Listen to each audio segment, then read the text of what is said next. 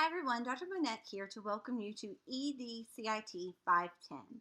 So to get started, what I'm going to do is I'm going to show you Blackboard and how the course is going to be used and navigate and all those good things so that you're ready and prepared to access the course on the first day of class. So first thing what you're going to want to do is for this course, I highly suggest that you use Google Chrome for everything for this class. Some of the software we're going to be using works the best through Google Chrome. So if you don't have that, I do have some links in just a little bit to show you. But Google Chrome is going to be the best for everything for this course. So you don't have any trouble with accessing any of the materials and things like that. So in Google Chrome, go to coker.blackboard.com and you're going to notice that this is going to be your login screen. Now, it may change throughout the semester. They're doing some updating as Coker College is now going to be Coker University, so they're updating a lot of things. But when you log in, just put in your username. This is the same thing as your Google login and your password, so whatever you use for your Gmail, your Coker Gmail. And when you hit sign in, the very first thing you're going to see is if you've ever used Blackboard before, it may look a little different than you're accustomed to. So I'll kind of show you where a couple of things are in here. So the first thing you're going to see is it's going to say Coker University here. And then over on the side right here is your navigation bar. So you're going to see institution page, your name, and courses is where you're going to want to go. So when you click on courses, you're going to have a whole page that pops up with all the courses that you're enrolled in.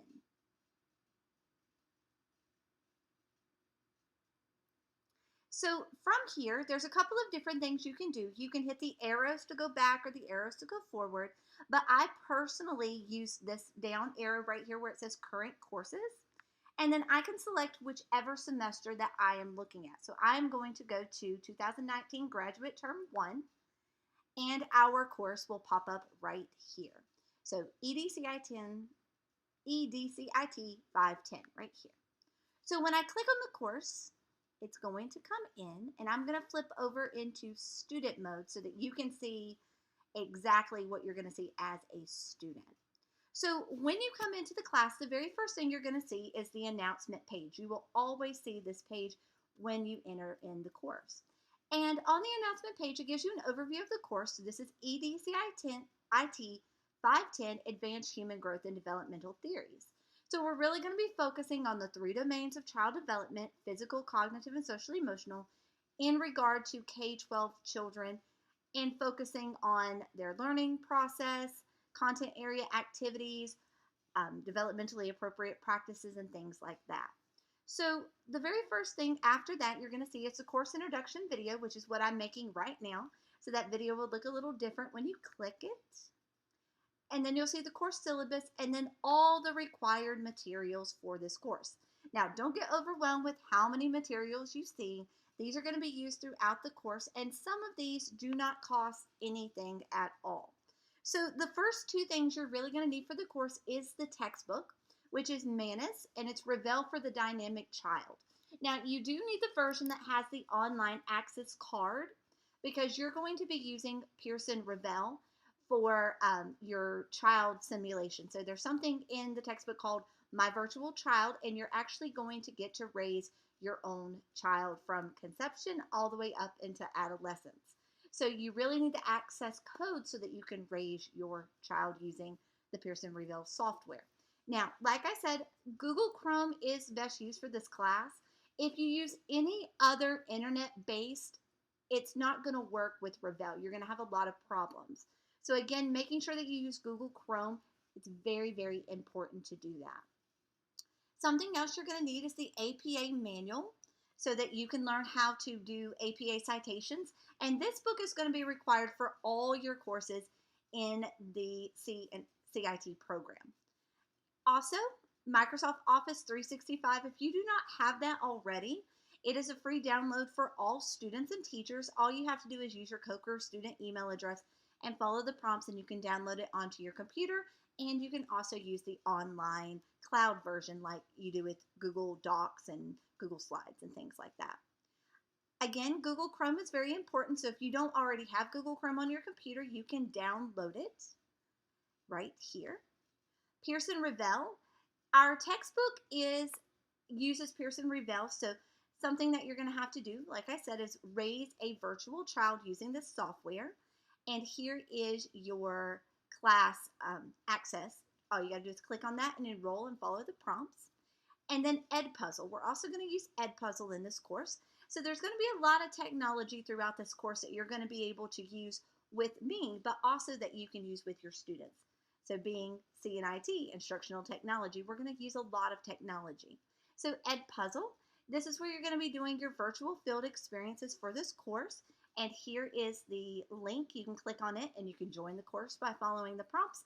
And then here is the class code as well. We're also going to be using screen recorders. Now for this class, I do not have a preference of which screen recorder that you use. So if you would prefer to use Snagit, you can use Snagit. That is one of my personal favorites. Screencast-O-Matic, Screencastify, or iMovie, depending on what type of device that you have. Now please note that if you're going to use Screencastify, you have to use Google Chrome.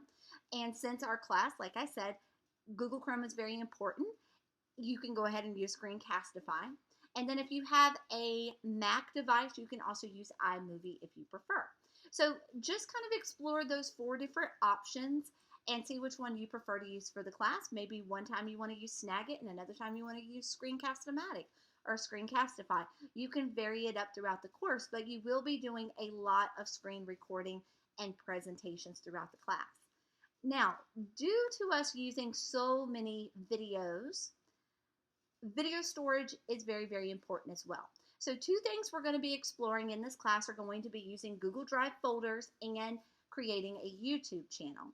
So instead of trying to upload videos into Blackboard, which will take forever, instead you're going to upload all of your videos into your Google Drive folder, and then you are just going to use a shareable link in Blackboard so that we can access your videos. It's going to save you a lot of time with trying to upload because Blackboard can be very slow when you're trying to upload really large files.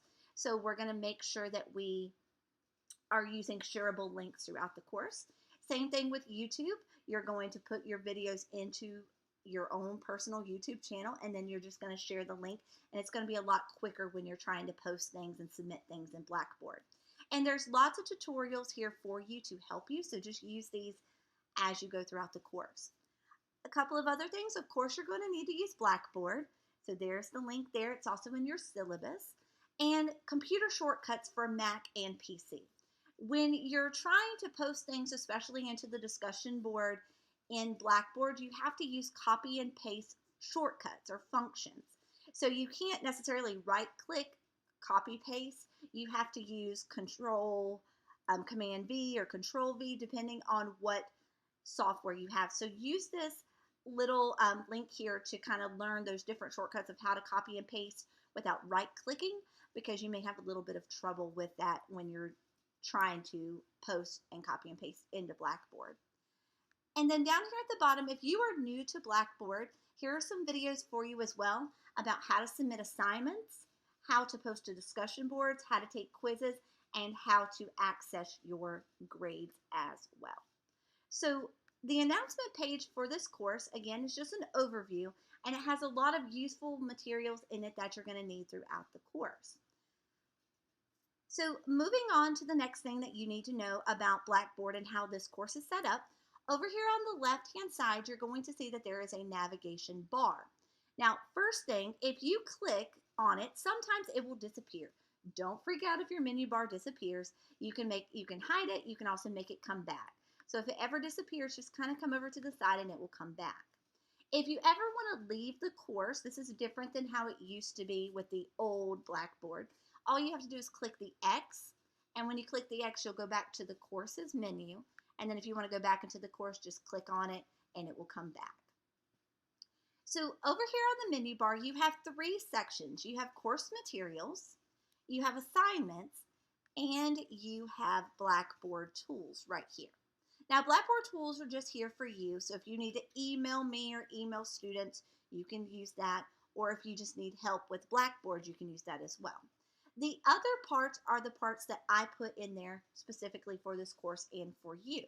So course materials, first off, announcements. That is your landing screen when you come into the course. So you can click on announcements if you need to go back to it to get to any of the materials there, but this is always your landing screen when you come in. The course calendar is going to be very, very important throughout this course. And since I'm not a student, I have to exit preview for just a minute so that you can see what it looks like there. So here is the calendar for this course. And it shows you what is coming up due, and it gives you reminders of what to do throughout the week. So each of these over here on the side are assignments that are due. Most of our assignments are due on Sundays at 11:59 p.m. However, there are some assignments that are due on Friday, and then there are also some assignments that are due on Friday, Saturday, and Sunday as the course comes to an end. But the majority of assignments are due on Sunday. So please make sure you go through and look at the syllabus and the calendar so that you can plan accordingly. So the calendar shows you everything that's coming up due, and you can go ahead and skip on to July, and you can see how it's set up. And then you can also go into August to see how it is set up. Please remember this course is only 6 weeks long. So the more that you stay ahead of things and you stay on time, the better it's going to be so that you don't fall behind. I also give you windows, as you can see here, coming from the 1st to the 5th. I give you windows for responding to peers in discussion boards. And then I also give you a window to respond back. So those dates are very, very important that you hit them so that you can get full points for your discussion boards so that you have time to respond to peers and so your peers have time to respond back to you. So the calendar is very, very important. And for you, anything that has a check and a plus by it, if you clicked on it, you could actually go straight to that assignment in the weeks over here on the side. But since I'm not a student, I cannot do that. So let me go back over to student and let me show you the rest of what is here. So the calendar is very important for looking at due dates and what's coming up so you can plan. And then course materials. Anything for this course is going to be in the course materials section. Now, course materials is going to take you over into a Google Drive folder. Everything that I have for this course will be in that Google Drive folder. So all rubrics, all directions, guidelines, weekly directions, everything is here. But I also have very thorough weekly direction and guidelines for you where I link you to these folders as well. But if you need to get to something very quickly, you can just click on course materials and it will take you to the Google Drive folder where everything is. Over here as well, contact information. So if you need to email me, here's my email address. And office hours are by appointment since everything is online and virtual, but I will be happy to meet with you using Google Hangouts or Google Meet. And then the last thing that is here is your grades. So when you click on My Grades, it will show you how you're doing throughout the course.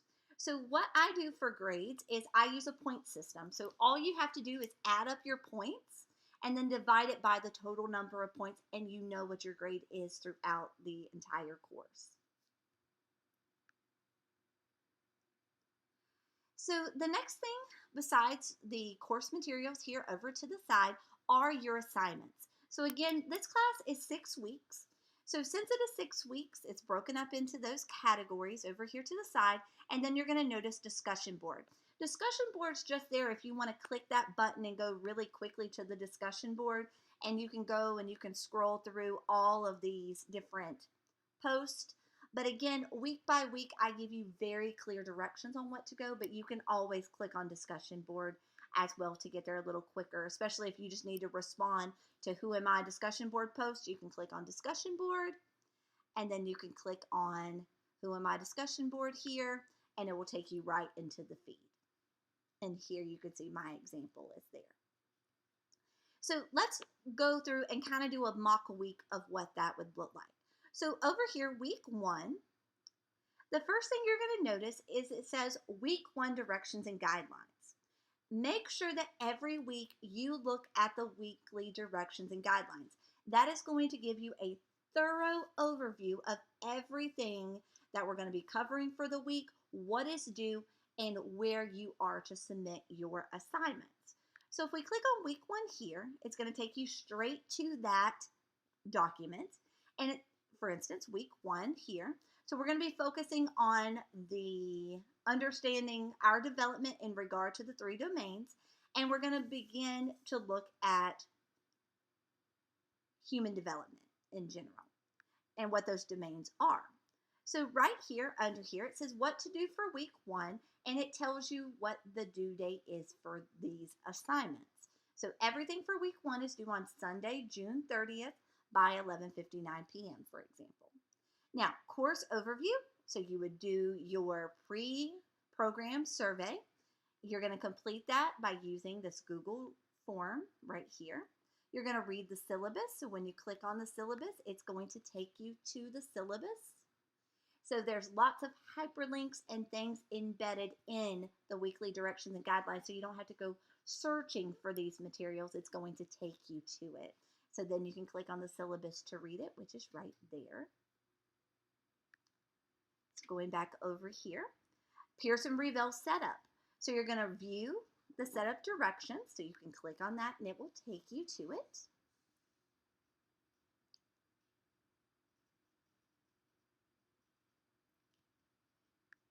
And you're going to notice that there's 2 things here. One here, this is for the My Virtual Child, and this one's for the login.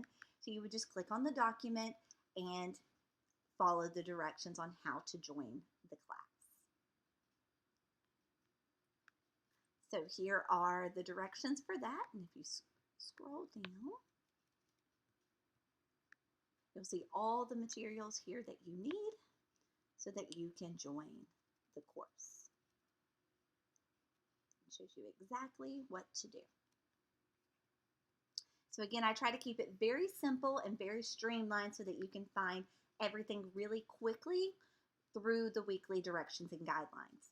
So again, I remind you to use Google Chrome when accessing Pearson Reveal. Very, very, very important.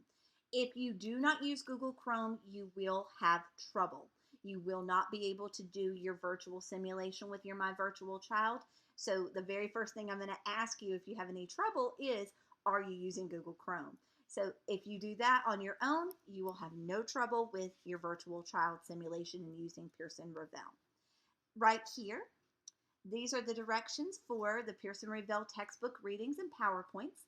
So if you click on that hyperlink, it will take you over to the PowerPoints. Here's your Pearson Reveal activities. You click on this link, it will take you to Pearson Reveal. Here is the one in the folder that I was showing you just a minute ago about how to raise your virtual child. And it will take you to that. And again, use Google Chrome. Very important.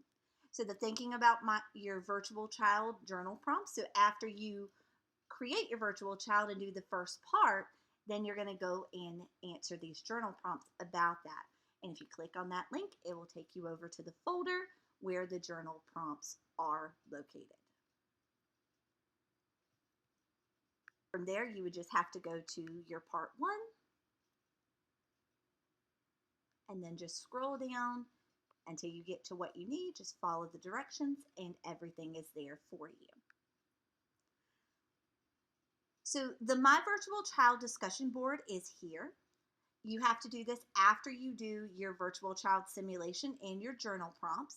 And this is where you are going to record and you're just going to answer some questions and introduce your child and some questions about your children throughout your simulation.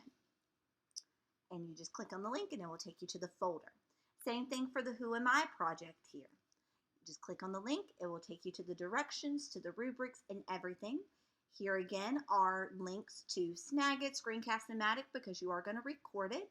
You can use these as well for your My Virtual Child discussion board. They're also in the document. I do have an example, so when you click on the link, it will take you to everything. It'll show you my example. It will give you a template. It'll give you the rubric. It'll give you the guidelines for the discussion board.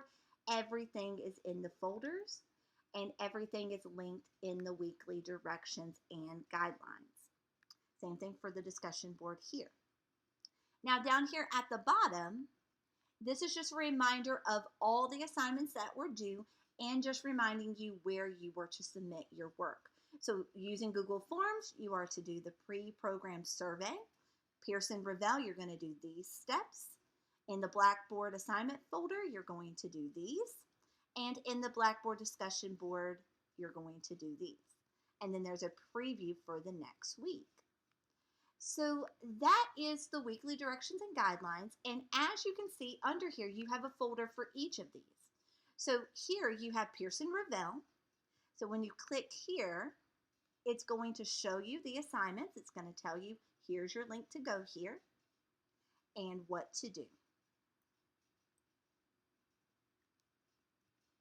And you can click back on week 1 to go back. Here are your assignments. So you can click on it, and then everything is in that folder that is under assignment. You can click back on week 1 up here at the top, and then you can see the same thing for the discussion board down here at the bottom. And your discussion boards here will prompt you to go to the feed that was there. Again, since I'm not a student, it won't let me do that, but yours would take you to the discussion board. So going back over into week 1 here.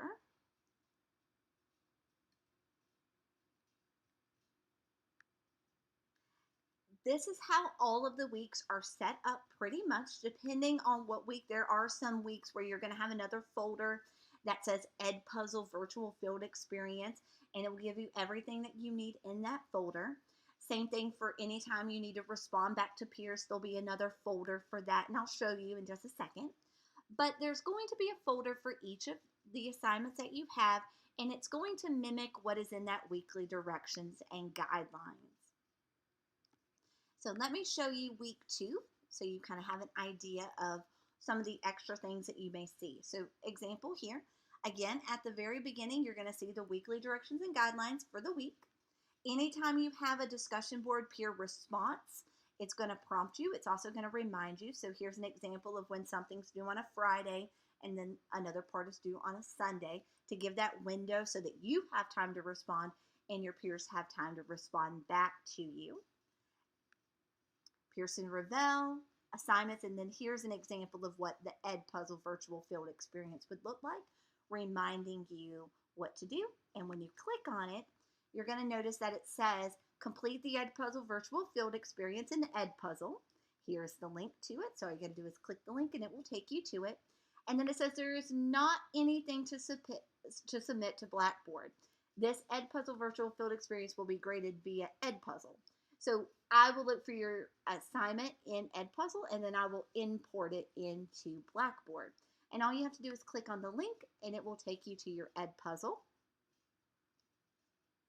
And once you create a login, you would be able to watch the entire thing. So if I signed in as a student, since I already have one, it's going to ask me.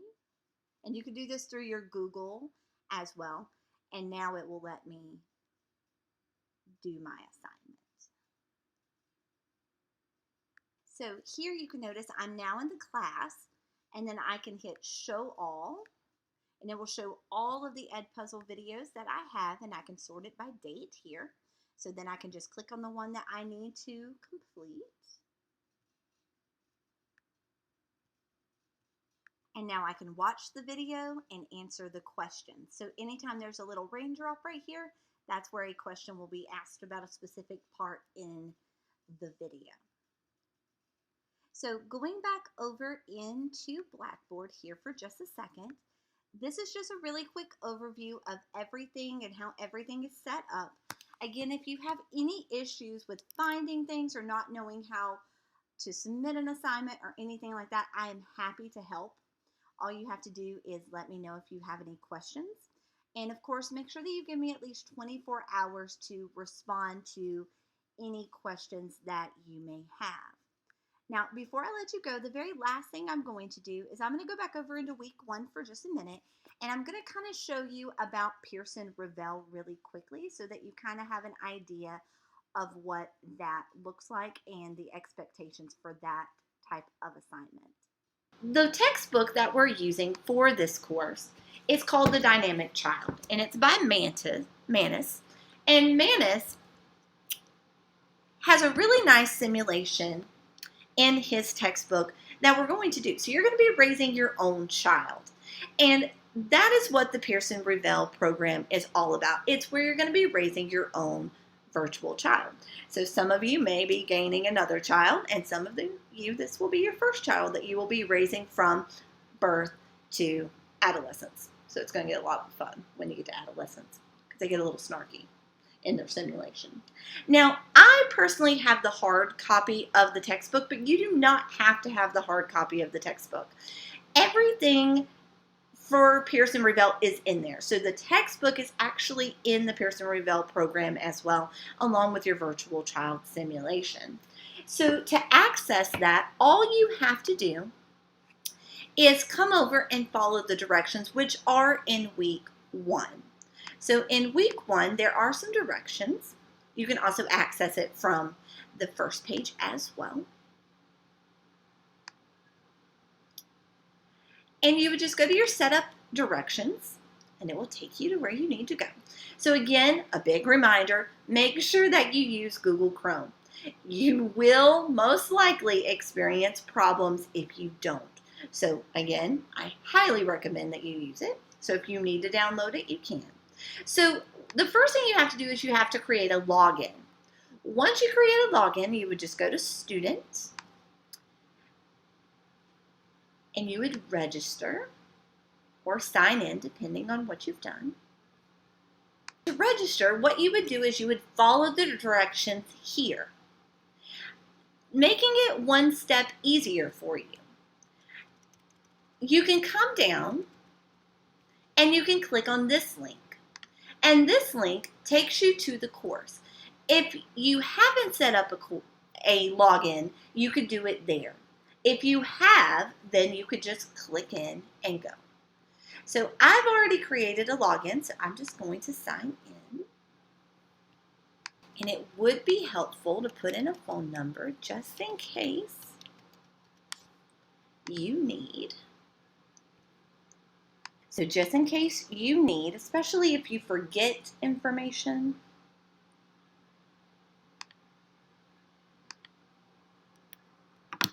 it'll give you another way just in case you get locked out for some reason because you don't remember your password. But you can also save your password as well. So when you get in, you've clicked on the link, you've made your login, and all the directions are here just in case that you need it. Now you can start to access the class. So there's lots of pictures in here to help you and guide you as you go. So right here, you would just click on the class and it takes you over to the course for the Pearson Revell version of the course. So you're going to do your virtual child in here. And that's really the only assignment that gets done in here. Now, you do have journal prompts throughout your textbook, and I highly suggest that you look over the journal prompts as you do your virtual child experience because you'll be able to answer questions as you go along, and it'll be a lot easier to remember some things. So I would have the journal prompts, and I would also be writing notes to help me answer the journal prompts. So I would do them simultaneously together. It'll be a lot easier if you do. So in here, all you have to do to get started with your virtual child is click on the directions, and it will show you exactly what to do. And like I said, the textbook, if you want to read the textbook in here, you can click on the textbook, or you can just click and it will take you to the textbook and you can read it virtually as well. It's completely up to you on how you do that. And you can use the back arrow as well. So here, to get started on your virtual child, you would just click on it and it would take you over into the assignment. And I will check this every week when your virtual child simulation is due, and I will just enter in the points saying that you completed the simulation. This is the only assignment that gets put into Pearson Revell. So you literally just follow the prompts. So I already made a child, so now I could go in and continue. So every time I could continue back. And it will give me a prompt. I read the prompt, maybe take some notes depending on what question I have for my journal prompts for that week. So again, I know that I threw a lot of information at you. So if you have any questions, please feel free to email me. Just give me some time to respond to you. The sooner you can get your question to me, the sooner I'll be able to respond. I do typically respond much quicker than 24 hours, but just those last minute questions right before an assignment's due, odds are I may not be able to help you at that time. So please give yourself plenty of time. Email me. Be glad to virtual hang out with you so that we can get any questions you may have out of the way. And welcome to the course. I look forward to learning so much more about all of you and to see your experiences with your new virtual children that are going to be coming your way. And if you have any questions, please let me know.